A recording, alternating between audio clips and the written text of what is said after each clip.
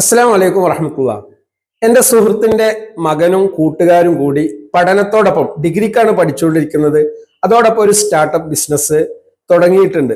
അതിൽ digital marketing ആണ് അവരുടെ ഏരിയ. അപ്പൊ ഈ അടുത്ത് ഒരു പുതിയ റിസോർട്ട്, അത് ബാർ അറ്റാച്ച്ഡ് ആണ്. ആ ബാർ അറ്റാച്ച്ഡ് ആയിട്ടുള്ള റിസോർട്ടിന്റെ ഒരു പരസ്യം ചെയ്യുന്നതുമായി ബന്ധപ്പെട്ട ഒരു കൺഫ്യൂഷൻ അവരുടെ മനസ്സിലേക്ക് വരികയാണ്.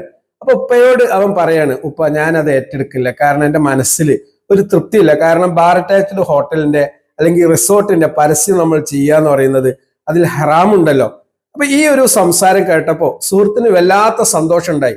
നമ്മുടെ കുട്ടികൾ, അവരെ നമ്മൾ പഠിപ്പിക്കുന്ന ധാർമ്മിക മൂല്യങ്ങൾ അവരുടെ ജീവിതത്തിൽ എത്ര വലിയ സ്വാധീനമാണ് ചെലുത്തുന്നത്.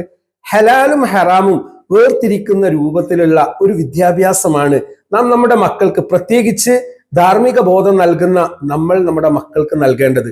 സ്വാഭാവികമായും അവർ വളരുമ്പോൾ അവരുടെ ജീവിതത്തിൽ തെറ്റും ശരിയും വേർതിരിക്കാനുള്ള ഒരു മാനസികാവസ്ഥയിലേക്ക് അവർ വളർന്നിട്ടുണ്ടാകും. അതുകൊണ്ട് ഓരോ രക്ഷിതാവും ശ്രദ്ധിക്കേണ്ടത് മക്കൾക്ക് ഹലാലായിട്ടുള്ള കാര്യങ്ങളാണ് നാം കൊടുക്കേണ്ടത്, ഹലാലായ ഭക്ഷണമാണ് കൊടുക്കേണ്ടത്, ഹലാലായ കാര്യങ്ങൾ ചെയ്യാൻ വേണ്ടിയിട്ടാണ് പ്രേരിപ്പിക്കേണ്ടത്.